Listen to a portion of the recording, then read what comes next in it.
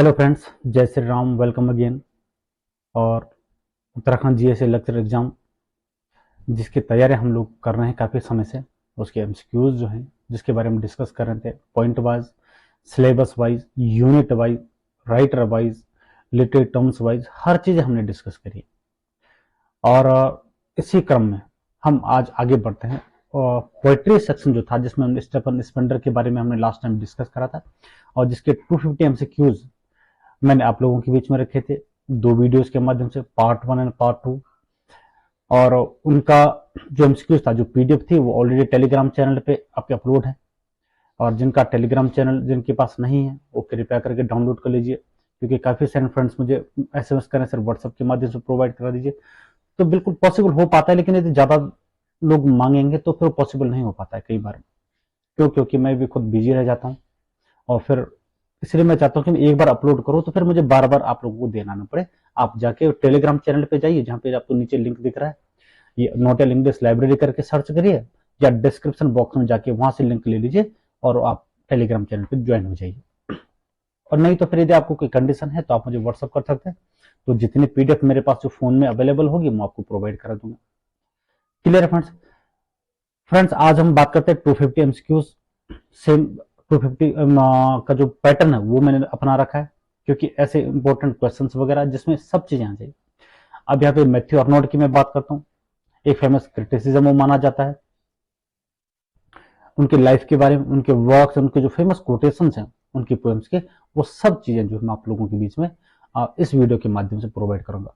Friends 250 MCQs हैं, तो एक बार में ये इतना बन पाना पॉसिबल नहीं है, तो इसलिए मेरा ये कोशिश रहेगी कि मैं इसको दो भागों में डिवाइड कर सकूं, 100 या 150, या 150 या 100, इस प्रकार से दो भागों में डिवाइड करूंगा।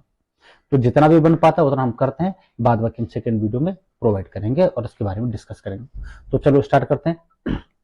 फ्रेंड्स, मैं सीधे तौर पर मैं क्वेश्चन पढ़ूंगा, उसका आंसर आपको देता रहूंगा।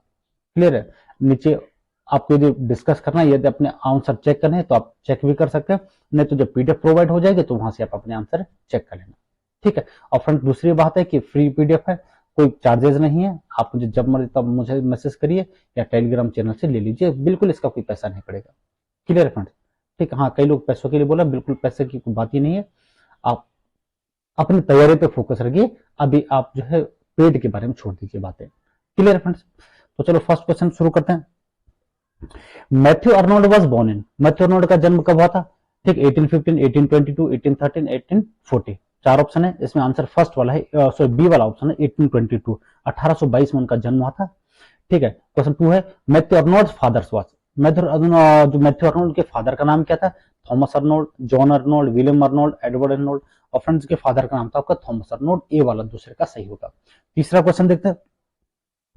Thomas Arnold was famous for, जो थॉमस अर्नोल्ड थे, जो फादर मैथ्यू अर्नोल्ड, वो क्या थे? वो हेडमास्टर ऑफ रग्बी स्कूल, जो रग्बी स्कूल था, जिसके फेमस एक स्कॉलर भी रहे हैं, एक स्टूडेंट भी रहे हैं आपके मैथ्यू अर्नोल्ड, उनके हेडमास्टर थे उनके फादर। क्लियर है? तो 3 का सी वाला सही होगा। 4 की बात करते हैं। Matthew Arnold was educated eight, ठीक है, वही अभी मैं बात करता हूँ कि मैथ्यू अर्नोल्ड का एजुकेशन कहाँ पे हुई है, तो उनकी एजुकेशन हुई रग्बी स्कूल में। ठीक है? जहाँ पे उनके फादर एक हेडमास्टर की जॉब में करते थे। 5 बात करते हैं। 5 अर्नोल्ड लेटर स्टडीड, और जब उन्होंने जो अर्ली एजुकेशन थी रग्बी स्कूल से पढ़ने के बाद, तो फिर उन्होंने अपनी एजुकेशन आगे कहां से शुरू करी? उन्होंने फ्रेंड्स ली थी ऑक्सफोर्ड यूनिवर्सिटी से, तो ऑक्सफोर्ड यूनिवर्सिटी के स्कॉलर रहे, तो 5 का हो जाएगा बी वाला। क्लियर? 6 क्वेश्चन देखते हैं। Arnold was educated, Arnold was associated with which Oxford college, वो किस ऑक्सफोर्ड के किस स्कूल से पढ़े हुए हैं? ठीक है, बेलियोल कॉलेज था, ट्रिनिटी था, ओरियल था, मैकडलन कॉलेज था। तो फ्रेंड्स वो जो पढ़े हैं वो पढ़ी ओरियल कॉलेज से। ठीक है? ओरियल सी वाला जो ऑप्शन आपका आप सही करेंगे, 6 का सी है।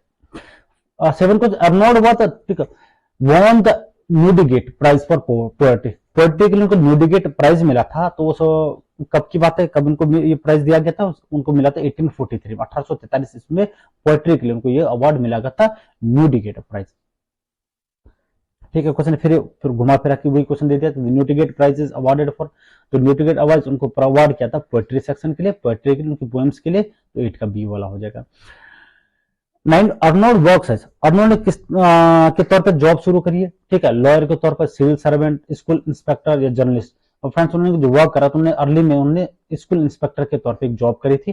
ठीक है, 9 का हो जाएगा आपका सी वाला। अब 10 की बात करते हैं। Arnold serve as a school inspector for about, school inspector के तौर पर उन्होंने लगभग कितने साल सेवा करी है फ्रेंड्स, उन्होंने करे 30 ईयर्स, 30 सालों तक उन्होंने स्कूल इंस्पेक्टर के तौर पर जॉब करी थी। क्लियर फ्रेंड्स, तो 10 का हो जाएगा सी वाला। 11 देखते हैं Matthew Arnold belongs to which age. अब ये बहुत इंपॉर्टेंट क्वेश्चन है कि किस एज से बिलोंग करते हैं। तो फ्रेंड्स आप देखो 1822 में उनका जन्म था और 1880 1888 के एरा में उनके जो एक्सपायर हो गए थे, और वो एरा जो रहा है वो विक्टोरियन एरा रहा है। विक्टोरियन एज की शुरुआत 1850 से लेकर और जो 1902 तक। ठीक है, तो आपका 11 का हो जाएगा बी वाला। 12 देखते हैं। Arnold is best known, Arnold किसके तौर पर जाना जाता है? Only a poet, only a novelist, poetic critic and playwright. और फ्रेंड्स चूंकि हमने लिटरेचर पढ़ेंगे तो लिटरेचर में टी.एस. इलियट हो गया, डॉक्टर सैमुअल जॉनसन हो गया, या अर्नोल्ड हो गया, तो फेमस क्रिटिक के तौर पे लोग जाने जाते हैं। ठीक है, तो पोइट भी हैं और साथ में क्रिटिसिज्म के क्षेत्र में उन्होंने बहुत अच्छा काम किया। ठीक है, तो 12 को हो जाएगा सी वाला। 13 अर्नोल्ड्स क्रिटिकल वर्क एम्ड एट। अब अर्नोल्ड का जो क्रिटिकल वर्क का जो एम था वो क्या उनका मुख्य एम रहा है? तो फ्रेंड्स उनका रहा है मोरल एंड कल्चर रिफॉर्म।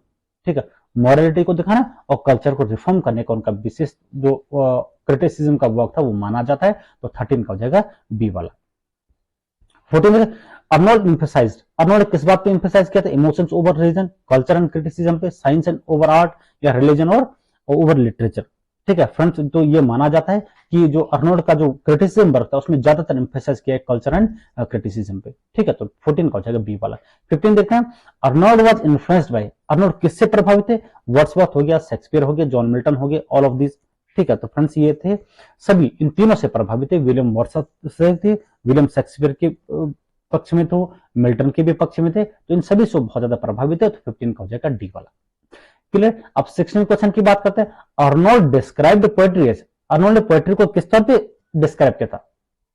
ठीक है, तो फ्रेंड्स ये माना जाता है कि ये क्रिटिसिज्म ऑफ लाइफ, उन्होंने मानता कि poetry is a criticism of life, ये जो जीवन का एक क्रिटिसिज्म माना जाता है। तो आपका 16 का हो जाएगा बी वाला। 17 क्वेश्चन है।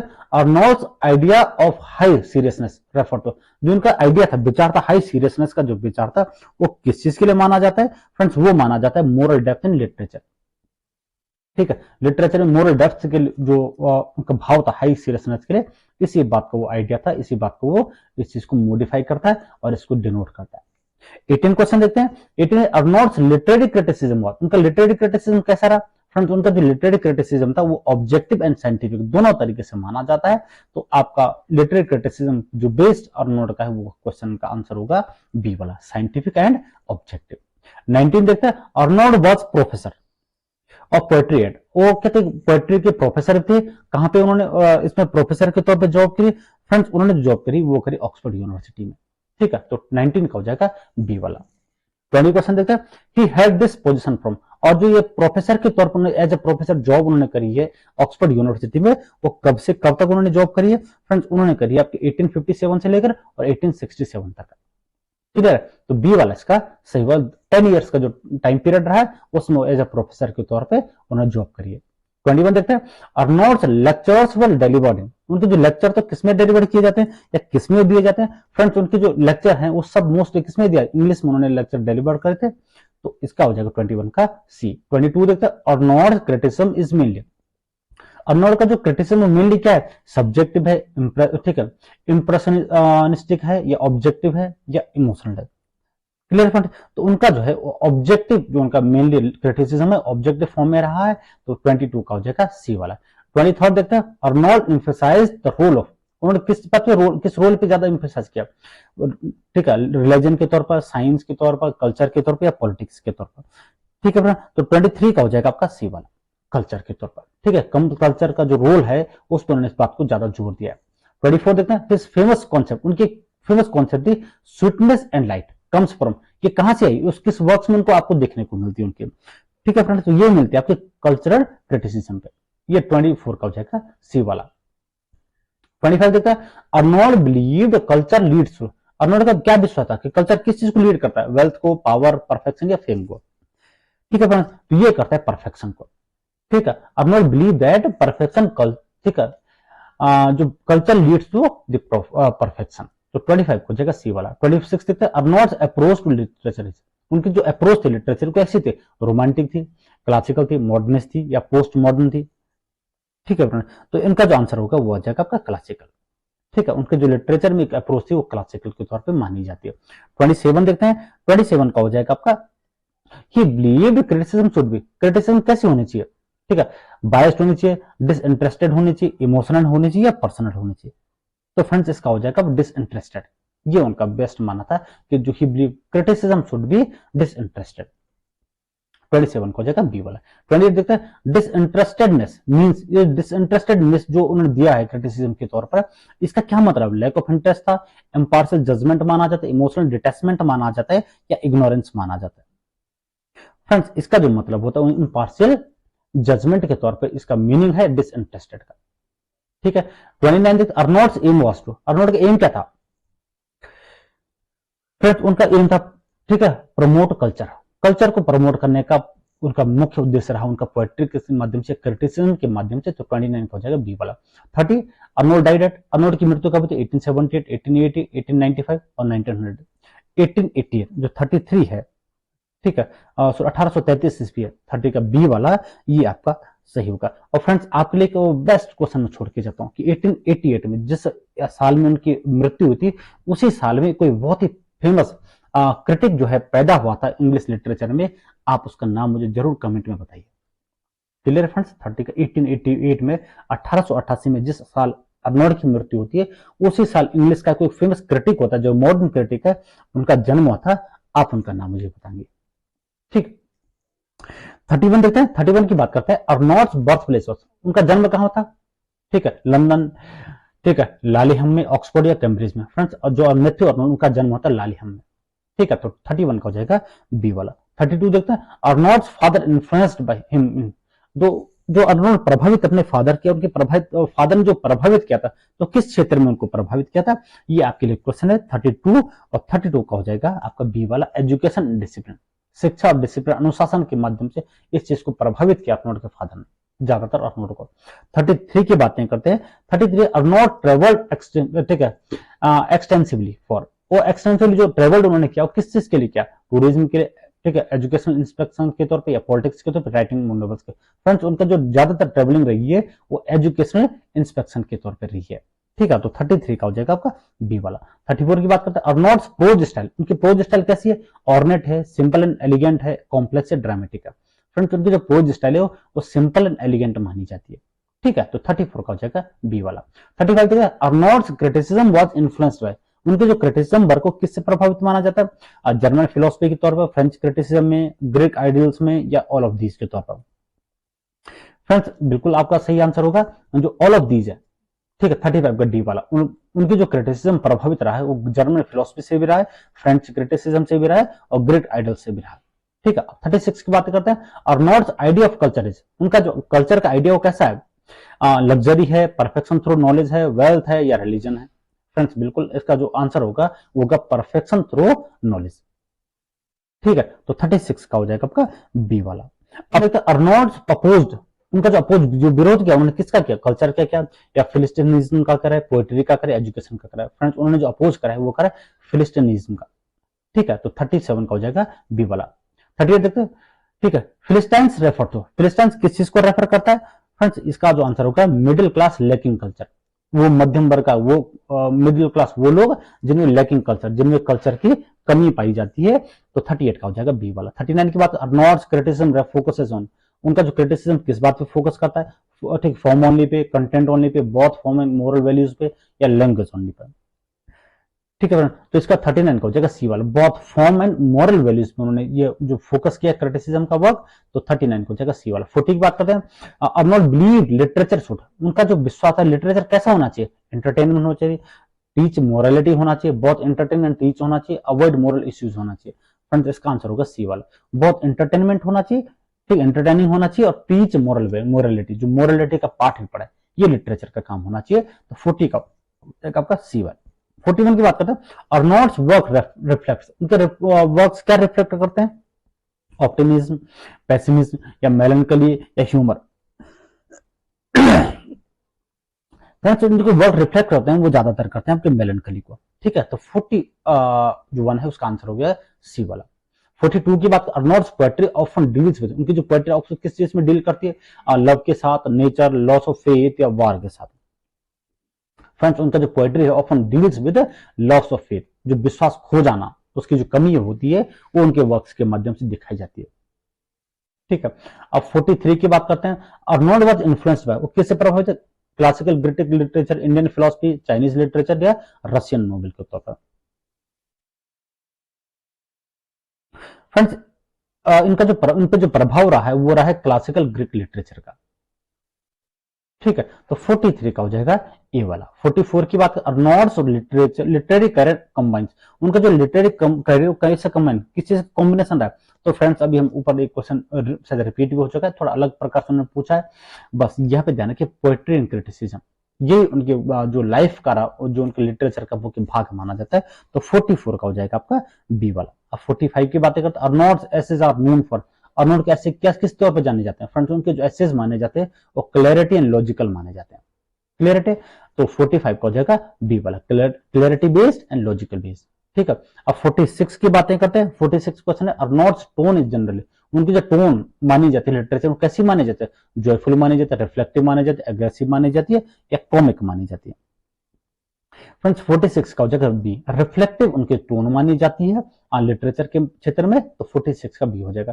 47 की बात करते हैं, लिटरेचर अर्नोल्ड्स लिटरेरी आइडियाज आर, उनकी जो लिटरेरी आइडियाज वो कैसी हैं। फ्रेंड्स उनकी जो लिटरेरी आइडियाज माने जाते हैं वो हमेशा माने जाते हैं क्लासिकल। ठीक है, क्लासिकल लिटरेचर को ज्यादा माने जाते हैं।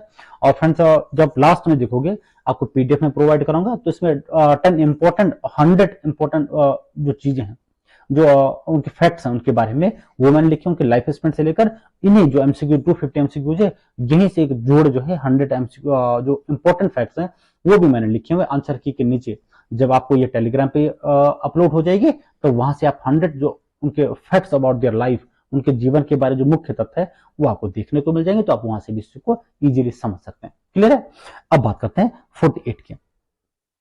Arnold emphasised the importance of, उन्होंने किसके इंपॉर्टेंस पे ज्यादा एम्फेसाइज किया, उन्होंने कहा है आपके कल्चर एंड एजुकेशन पे, संस्कृति और शिक्षा पे उन्होंने ज्यादा जोर दिया, इस बात को ज्यादा महत्वता देते थे। 48 का हो जाएगा बी वाला। 49 की बातें करते हैं।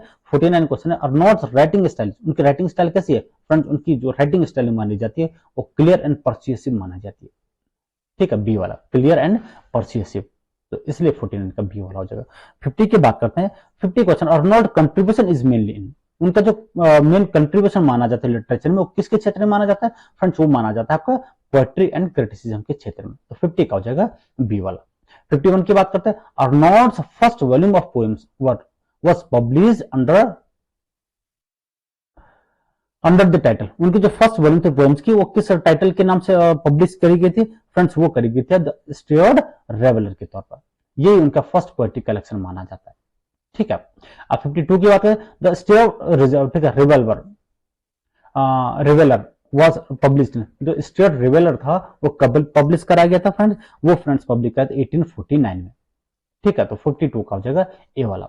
53 की बात करें, अर्नोल्ड्स पब्लिश, ठीक है, एपिडोकस ऑन एटना, ये कब पब्लिश कराया गया था, ये बहुत ही फेमस उनका वर्क है। ठीक है, एम्पेडोकस ऑन एटना, ये बहुत ही फेमस वर्क उनका माना जाता है। तो 53 इसका जो आंसर होगा वो गिरा बी वाला। 1852 में उनका जो ये पोएम्स जो पोएट्री कलेक्शन था, ठीक है, ये पब्लिश कराया गया था 1852 में।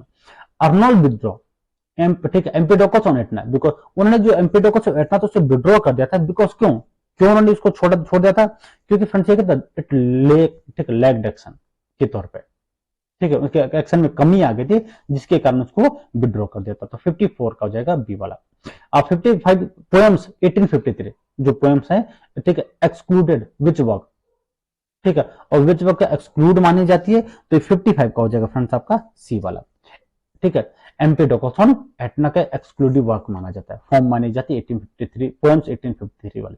ठीक है, अब 56 में Sohrab and Rustom is based on, जो सोहराब एंड रुस्तम जो मूवी जो एक वर्क है उनका, वो किस बेस पे माना जाता है। फ्रेंड्स वो माना जाता है आपका पर्शियन एपिक, ये पर्शियन एपिक का जो एक माना जाता है। 56 का हो जाएगा बी वाला। तो कई लोग हम देखते हैं सोहराब एंड रुस्तम, हम कई बार हो सकता है इंडियन मैथोलॉजी पे करें, तो फ्रेंड्स ये इंडियन मैथोलॉजी बेस्ड नहीं है, ये पर्शियन एपिक बेस्ड है।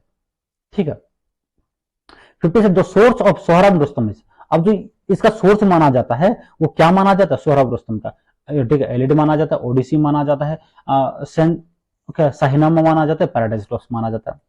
और फ्रेंड्स ये बहुत इंपॉर्टेंट बात है कि जो शाहनामा था, ठीक है, वो जो है क्या माना जाता है, इसका सोर्स माना जाता है, ठीक है। और ये शाहनामा किसके द्वारा लिखी गई है, ये आप मुझे कमेंट में बताएंगे। क्लियर है, देखते हैं कि आप पर इस चीज में कितनी जानकारी है। तो 57 का हो जाएगा सी वाला। 58 की बात करें, सोहरा बिन रुस्तम इज वो क्या है, सोहरा बिन रुस्तम ड्रामेटिक मोनोलॉग है, एपिक नरेटिव पोएम है, या लिरिक है, या आपकी एलिजी है। और फ्रेंड्स ये माना जाती है एपिक नरेटिव पोएम। क्लियर है, तो 58 का हो जाएगा बी वाला। 59 द थीम ऑफ सोहरा बिन रुस्तम, जो उसकी थीम रही है उस वर्क की सोहरा बिन रुस्तम की, वो क्या रही है, लव रहा है, वार एंड ट्रेजेडी रहा है, रिलीजन रहा है, या नेचर रहा है।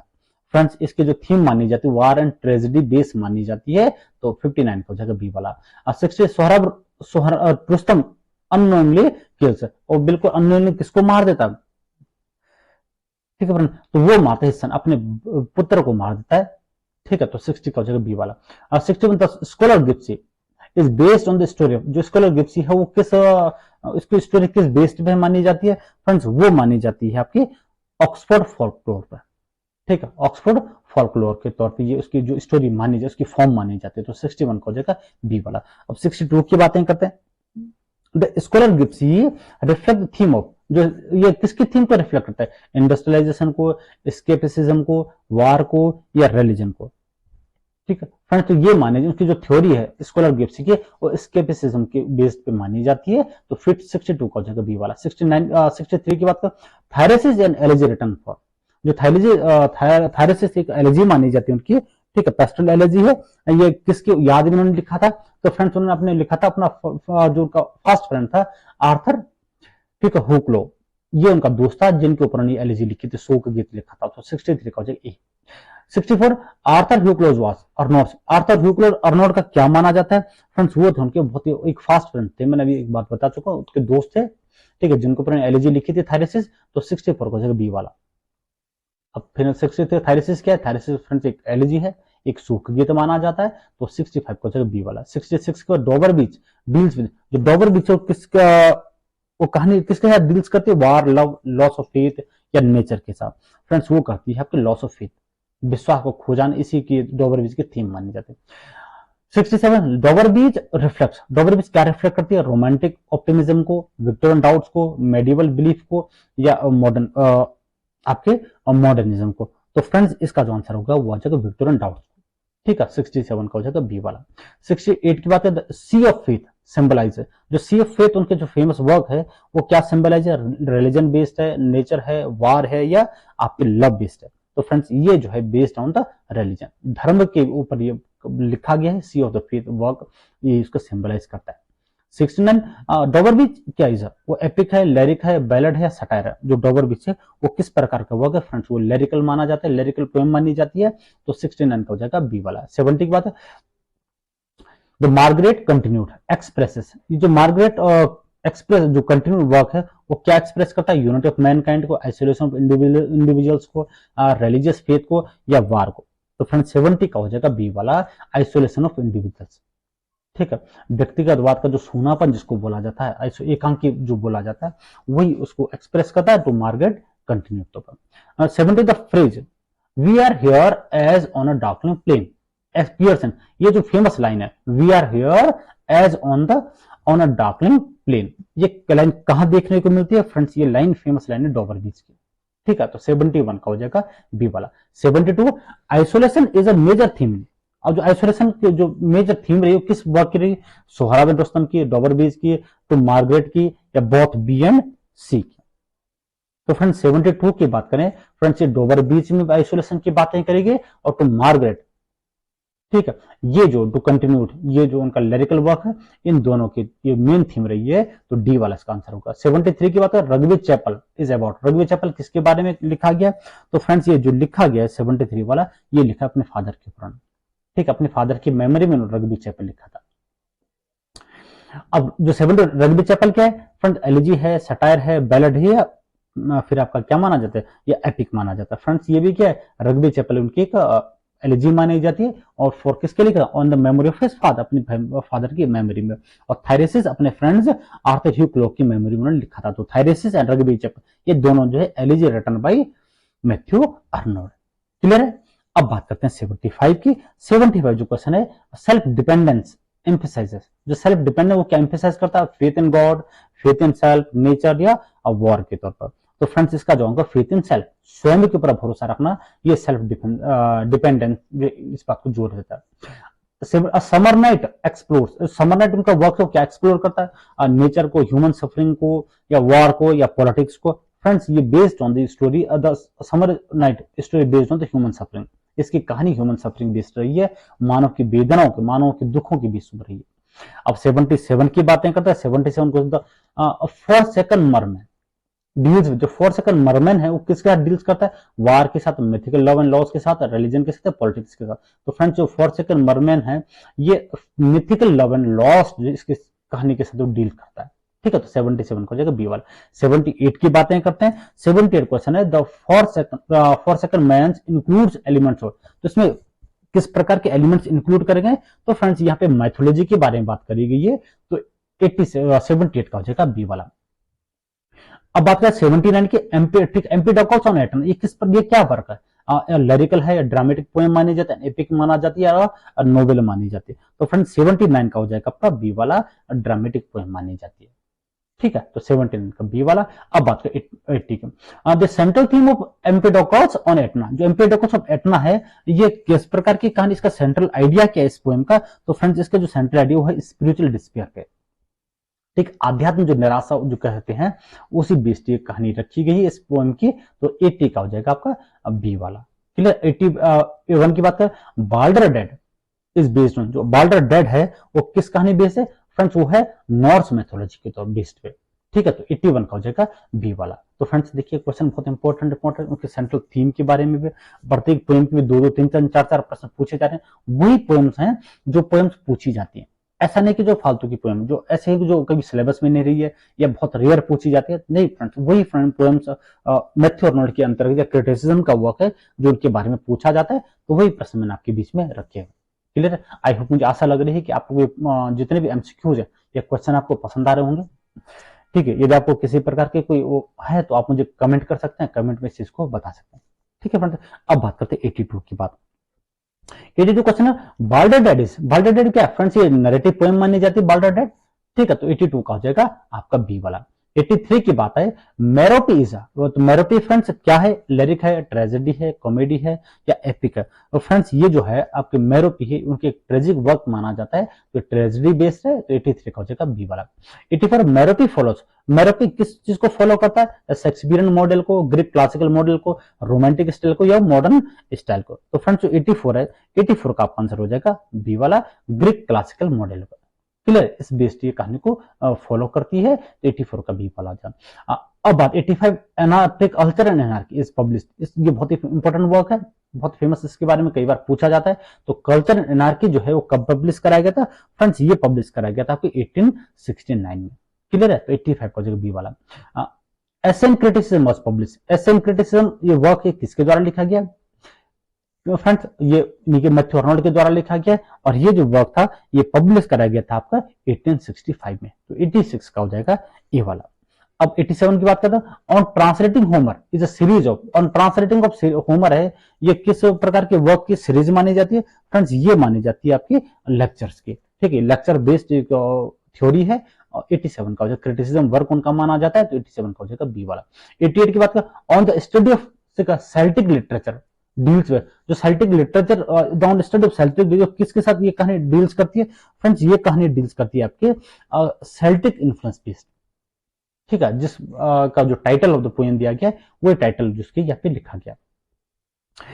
89 अर्नोल्ड्स प्रोज वर्क आर मेनली, उनके जो मुख्य तरफ जो प्रोज वर्क वो किस तरफ, फिक्शनल है, क्रिटिसिज्म बेस्ड है, पोएट्री बेस्ड है या ड्रामा बेस्ड है फ्रेंड्स। तो 89 का हो जाएगा बी वाला क्रिटिसिज्म। अब देखो फ्रेंड्स यहाँ पे पोएट्री तो आ ही नहीं सकता क्योंकि प्रोज वर्क है, पोएट्री अलग सेक्शन है, और ड्रामा, फिक्शन और क्रिटिसिज्म में सब ज्यादा क्रिटिसिज्म के लिए जाने जाते हैं। उनको यदि पूछा जाए, ठीक है, अर्नोल्ड के बारे में एक चीज बताओ तो अर्नोल्ड के बारे में एक ही चीज है कि भाई उन्होंने पोएट्री एंड क्रिटिसिज्म के ऊपर ही ज्यादा वर्क किया है। क्लियर है, लिटरेचर में वही उनका ओहदा है, वही उनकी रोल है उनका, वही उनकी भूमिका मानी जाती है। ठीक है, तो 89 का हो जाएगा बी वाला। अब बात करें 90 के, literature and dogma deals with, जो लिटरेचर एंड डॉगमा जो है वो किसके साथ डील्स करता है फ्रेंड्स, वो भी बेस्ड ऑन द रिलीजन। ठीक है, तो 90 का हो जाएगा आपका बी वाला। अब 91, God and the Bible is a work of, जो गॉड एंड द बाइबल है वो वर्क किस प्रकार का वर्क है फ्रेंड्स, वो आपका माना जाता है थियोलॉजी। ठीक है, थियोलॉजी बेस्ड एक वर्क माना जाता है, वो पोएट्री एंड क्रिटिसिज्म बेस्ड नहीं है। ठीक है, तो 91 का हो जाएगा आपका सी वाला। 92 की बात करते हैं, अर्नोल्ड्स लेटर वर्क्स फोकस ऑन, उनके जो लेट बाद के जो वर्क्स रहे वो किस प्रकार बेस्ड रहे फ्रेंड्स, उनके जो रहे लास्ट के जो वर्क्स थे, मतलब जीवन के अंतिम पड़ाव में जो वर्क्स लिखे थे वो सब रिलीजन एंड सोसाइटी बेस्ड लिखा था उन्होंने, इसी चीज पे फोकस करा था उन्होंने। ठीक है, तो 92 को जगह बी वाला। 93 की बात करें, अर्नोल्ड्स पोएट्री डिक्लाइंड आफ्टर, जो उनके पोएट्री में डिक्लाइन आ गया, जो पतन जिसको बोलते हैं, या धीरे धीरे कमी आने शुरू हो गई थी, वो कब से कमी आने शुरू हुई फ्रेंड्स, वो हुई थी आपकी 1860 के बाद, 1860 के बाद उनकी पोएट्री में काम होना कम हो गया था, उसके बाद उन्होंने क्रिटिसिज्म पे ज्यादा वर्क करा है। क्लियर, तो 93 का बी वाला आ जाओ। 92, Arnold shifted from poetry to, पहले उन्होंने पोएट्री लिखना शुरू करा था, जब पोएट्री डिक्लाइन हो गई थी 1860 के बाद, तो उन्होंने किसके क्षेत्र में ज्यादा काम किया, किस चीज पर ज्यादा फोकस उन्होंने करा, तो फ्रेंड्स हम चूंकि जानते हैं कि क्रिटिसिज्म के लिए जाने जाते हैं, तो 94 का जो बी वाला ऑप्शन सही है कि ठीक है, Arnold shifted from poetry to criticism. ठीक है, अब 95 की बात है, अर्नोल्ड्स पोएटिक स्टाइल, उनकी पोएटिक स्टाइल कैसी मानी जाती है फ्रेंड्स, उनकी पोएटिक स्टाइल मानी जाती है क्लासिकल एंड रेस्टेंट। ठीक है, तो 95 का हो जाएगा आपका बी वाला। 96 की बात करते हैं, अर्नोल्ड यूज क्लासिकल रेफरेंसेस इन, उन्होंने क्लासिकल रेफरेंस का जो प्रयोग किया है वो किसमें, आपकी बहुत सारी पोएम, मेनी पोएम्स उन्होंने करा है। ठीक है, कुछ में नहीं है, ओनली में नहीं है, ठीक है, ये मेनी पोएम्स उन्होंने ये क्लासिकल रेफरेंस को यूज करा है। ठीक है, तो 96 का बी वाला। 97 की बातें करते हैं, तो 97 पर फ्रेंड्स ये है, अर्नोल्ड्स पोएट्री शोज इन्फ्लुएंस ऑन, वो किस पे प्रभाव दिखाता है, उसके जो प्रभाव दिखाता है वो है क्लासिसिज्म का। ठीक है, तो 97 का हो जाएगा बी वाला। 98 की बात करते हैं, अर्नोल्ड्स पोएम ऑफन एंड्स विद, उनके जो मुख्य जो अक्सर कहानी जो पोएम्स है वो जब अंत हो उन कहानी उन पोएम्स का होता है तो हमेशा क्या छोड़ के जाता है फ्रेंड्स, वो हमेशा छोड़ के डाउट को छोड़ के उनकी पोएम जो अंत हो जाती है, कहानी खत्म करती है। ठीक है, उसके बाद डाउट्स ही रह जाते हैं। अब 99 की बात करें, अर्नोल्ड्स मेजर स्ट्रेंथ लाइज इन, उनके जो मुख्य जो स्ट्रेंथ है वो क्षेत्र में वो क्या माना जाता है। ठीक है, तो फ्रेंड्स वो माना जाता है लिरिकल पोएट्री, जो सबसे बड़ी शक्ति मानी जाती है उनकी 99 की, और लिरिकल जो पोएट्री उन्होंने लिखी है वो उनकी बहुत बड़ी शक्ति मानी जाती है उनके वर्क्स के। तो 99 का हो जाएगा सी वाला। अब 100 की बात करें, Arnold's literary contribution is strongest in, उनका जो स्ट्रॉन्ग जो लिटरेरी वर्क है वो ज्यादातर स्ट्रॉन्ग कहां माना जाता है, पोएट्री एंड क्रिटिसिज्म के वर्क में, क्योंकि इनके बारे में जानना बड़ा आसान है। ठीक है, तो 100 का हो जाएगा बी वाला। 101 की बात करते हैं, 101 है कि अर्नोल्ड्स फेमस एसे, उनका famous essay the function of criticism at the present time was published in, उनका जो वर्क था the function of criticism at the present time, ये कब पब्लिश कराया गया था फ्रेंड्स, ये कराया गया था 1864।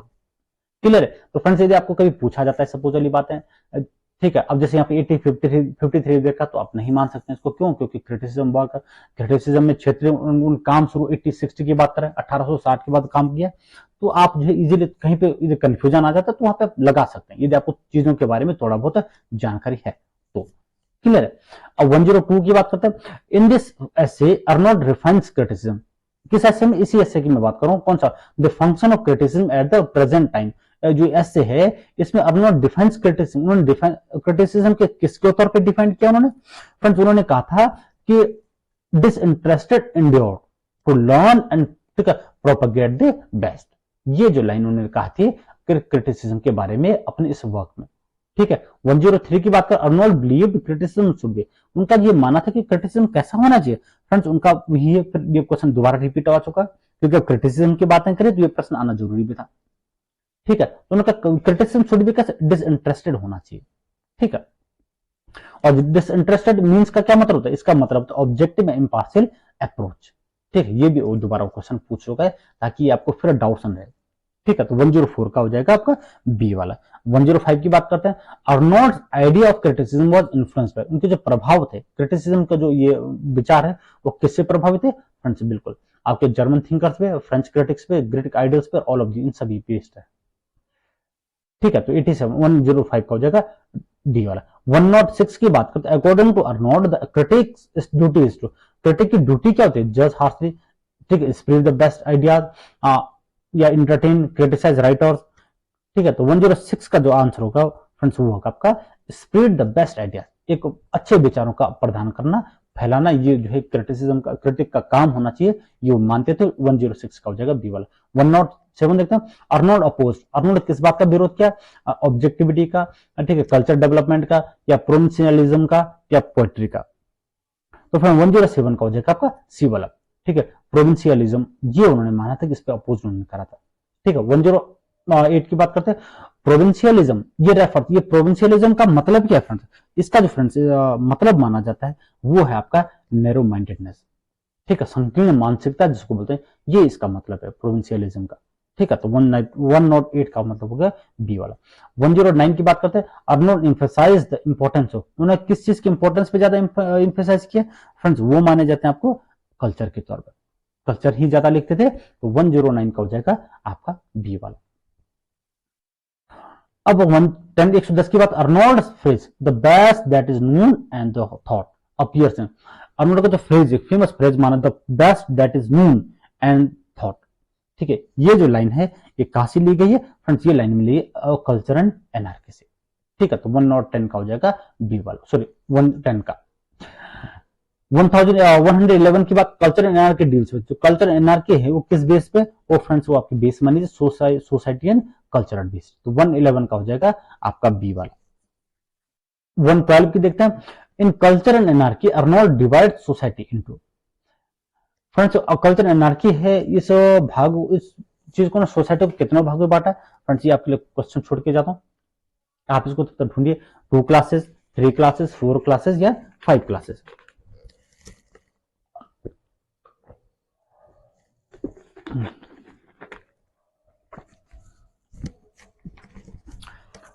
फ्रेंड्स इन्होंने क्या किया था, उन्होंने इसको क्लास को माना था 3 क्लास में डिवाइड करके।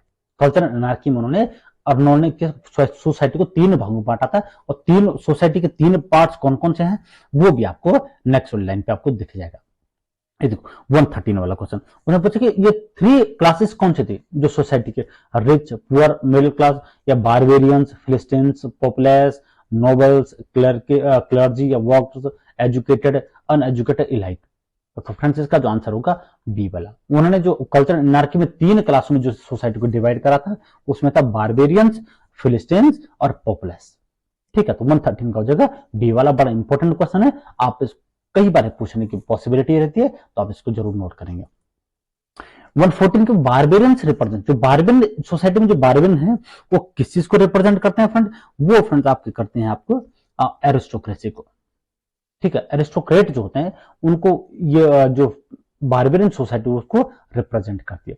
अच्छा 115 फिलिस्तीन जो सोसाइटी किस चीज को रिप्रेजेंट करती है? एरिस्टोक्रेसी को, मिडिल क्लास को, लोअर क्लास को, या स्कॉलर्स को। फ्रेंड्स इसका आंसर क्या होगा? इसका आंसर होगा मिडिल क्लास। ये मिडिल क्लास को फिलिस्तीन लोग रिप्रेजेंट करते हैं। Clear friends? अब जो पॉपुलस रेफर्स, ये पॉपुलस जो लोग हैं ये किस सोसाइटी को रिप्रेजेंट करते हैं फ्रेंड्स? ये करते हैं वर्कर्स और लोअर क्लास। जो लोअर क्लास है, वर्किंग क्लास है, उसको पॉपुलस ये जो सोसाइटी रेफर करती है। तो 116 का हो जाएगा बी वाला। 117 की बात करें, Arnold sweetness and light means, जो स्वीटनेस एंड लाइट है इसका क्या मतलब रखा गया है? तो फ्रेंड्स इसका जो मतलब उसका मतलब है ब्यूटी एंड इंटेलिजेंस। क्लियर है? तो 117 का हो जाएगा बी वाला। 118 की बात है, Arnold borrowed sweetness and the light from, ये जो स्वीटनेस एंड लाइट जो उनका एक लाइन है, थीम है, ये उन्होंने किस राइटर से ली है या किस पोएट से उनकी मानी जाती है थीम? फ्रेंड्स ये मानी जाती है, ठीक है, जोनाथन स्विफ्ट। जोनाथन स्विफ्ट से उन्होंने लाइन जो बोरो करी है स्वीटनेस एंड लाइट वाली। ठीक है, तो ये लाइन भी बड़ी इंपॉर्टेंट है, क्वेश्चन बहुत इंपॉर्टेंट है, तो इसको आप जरूर नोट करेंगे। 190 Arnold believe culture lead to, उनका जो मानना था कि कल्चर जो है वो किस चीज को लीड करना चाहिए? फ्रेंड्स उनका जो ये है ये परफेक्शन बेस्ड। ठीक है, परफेक्शन को ये लीड करना चाहिए, उनका विश्वास था कल्चर के बारे में। ठीक है, अर्नोल्ड्स आइडियल, उनको जो आदर्श विचारधारा वो कैसी? अनार्की रही है, कल्चर, रिलीजन या पॉलिटिक्स। फ्रेंड्स वही फिर अब क्वेश्चन सेम आ गया, 120 का हो जाएगा आपका बी वाला। ठीक है, इनका जो आइडियल था विचारधारा वो कल्चरल बेस्ड थी। ठीक है, 121 के in study of poetry Arnold proposes, उन्होंने जो स्टडी ऑफ पोएट्री जो लिखा था वर्क, उसमें वो क्या प्रपोजेस उन्होंने किया था? इमोशनल क्रिटिसिज्म को, टचस्टोन मेथड को, हिस्टोरिकल मेथड को एंड द साइकोलॉजिकल मेथड को। और फ्रेंड्स बहुत इंपॉर्टेंट क्वेश्चन है, पूछा जाता है टचस्टोन मेथड के लिए, who is known for the touchstone method? That's Matthew Arnold. And which work he use the touchstone method, study of the poetry. यहाँ पे उन्होंने द टचस्टोन मेथड का प्रयोग करा था और उसको प्रयोग करने वाले कौन से थे? मैथ्यू अर्नोल्ड थे। अब यहाँ पे अब इसी बेस्ड क्वेश्चन है जो टचस्टोन में जो हर बार पूछा जाता है। अब ये कहना चाहते हैं कि टचस्टोन मेथड है क्या भाई, व्हाट इट मींस, इसका क्या मतलब है?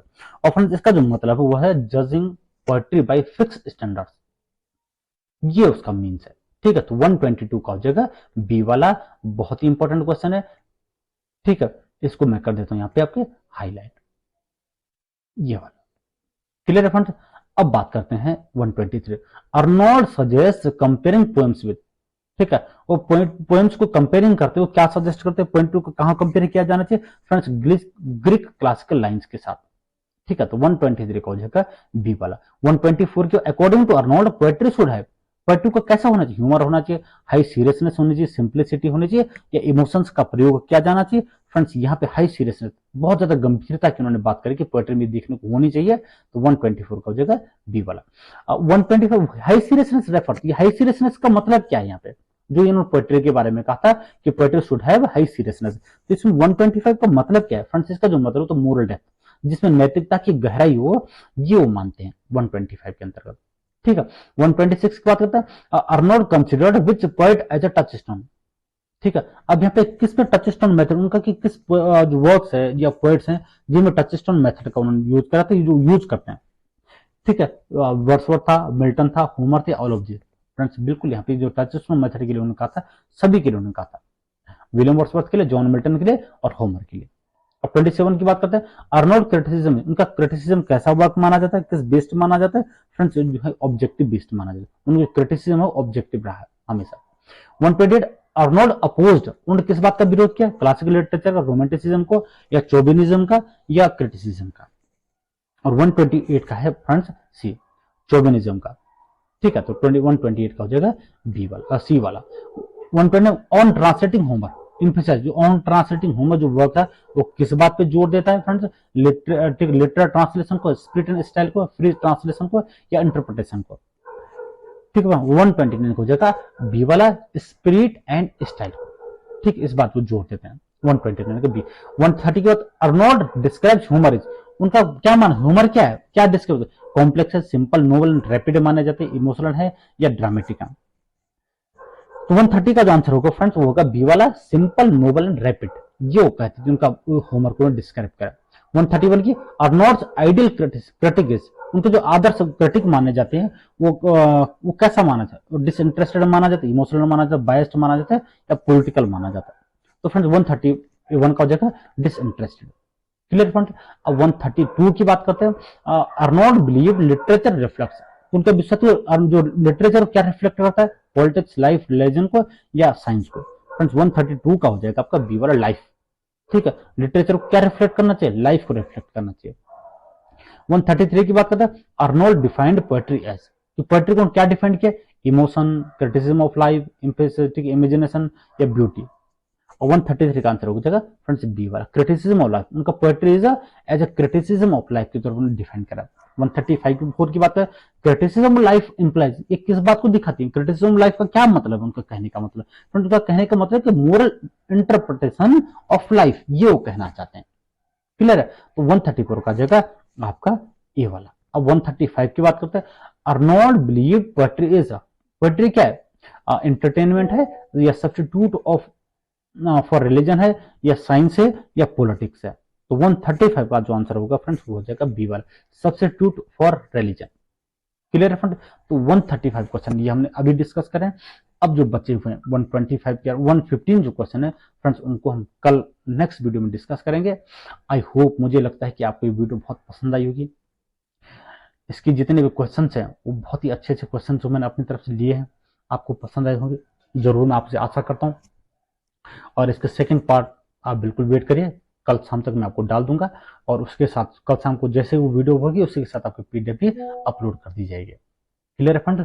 तो मिलते हैं फिर नेक्स्ट वीडियो में, तब तक के लिए धन्यवाद। जय श्री राम। लाइक जरूर करिए, कमेंट जरूर करिए, क्योंकि आपका लाइक जो है वो एक फीडबैक के तौर पर काम करता है, और मुझे पुनर्वन जिसको बोलते हैं वो एक काम दिलाता है, मुझे इंस्पायर करता है, मोटिवेट करता है। और आप लाइक करिए, कमेंट करते रहिए। जिन साथियों ने अभी तक सब्सक्राइब नहीं करा है वो जरूर सब्सक्राइब करिए, अपने साथियों तक इन वीडियोस को जरूर पहुंचाइए, उनको भी टेलीग्राम चैनल या इस यूट्यूब चैनल में जुड़ने को कहिए। और इसी आशाओं के साथ आप लोगों को धन्यवाद। मिलते हैं फिर नेक्स्ट वीडियो में।